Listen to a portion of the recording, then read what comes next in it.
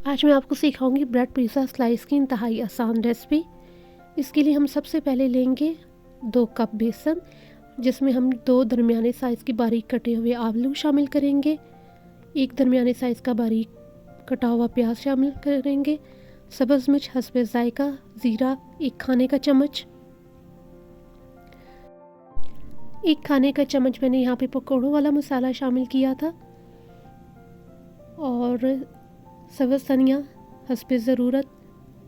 नमक आप अपने जायके के मुताबिक शामिल कर सकते हैं। हल्दी पाउडर जाएगा 1 खाने का चम्मच, सफ़ेद मिर्च 1 चाय का चम्मच। और अब हम यहाँ पानी शामिल करेंगे आहिस्ता आहिस्ता अपनी ज़रूरत के मुताबिक।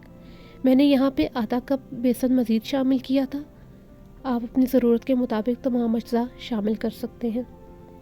और हम मिक्सचर को थिक रखेंगे ताकि ये डबल रोटी के ऊपर चिपक सके। आप देख सकते हैं हमारा मिक्सचर बन के तैयार हो चुका है। दूसरी तरफ हम एक डबल रोटी का स्लाइस लेंगे और इस पे हम लगाएंगे पिज़्ज़ा सॉस, जो कि आप घर में भी बहुत आसानी से तैयार कर सकते हैं। अब इसके ऊपर हम लगाएंगे अपना तैयार किया हुआ मिक्सचर इस तरीके से।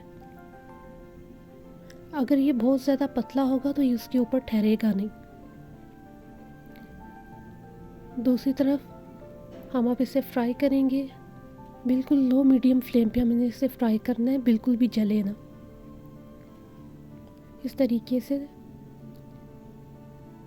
तमाम स्लाइस मैंने शामिल किए।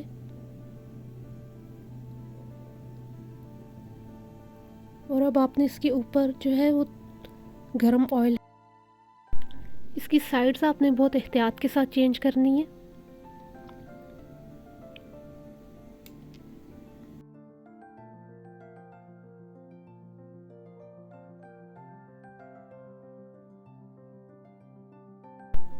यहाँ पर मैंने थोड़ा सा गरम ऑयल जो था वो ऊपर शामिल किया था, ताकि जब हम इसकी साइड चेंज करें तो ये फैले ना, इस तरह से।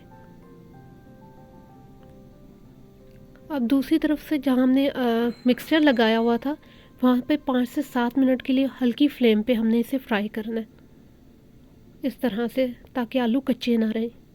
तो आप देख सकते हैं कि यहाँ पे हमारा स्लाइस बन के तैयार हो चुका है। आप इसे केचप के साथ या चटनी के साथ सर्व कर सकते हैं।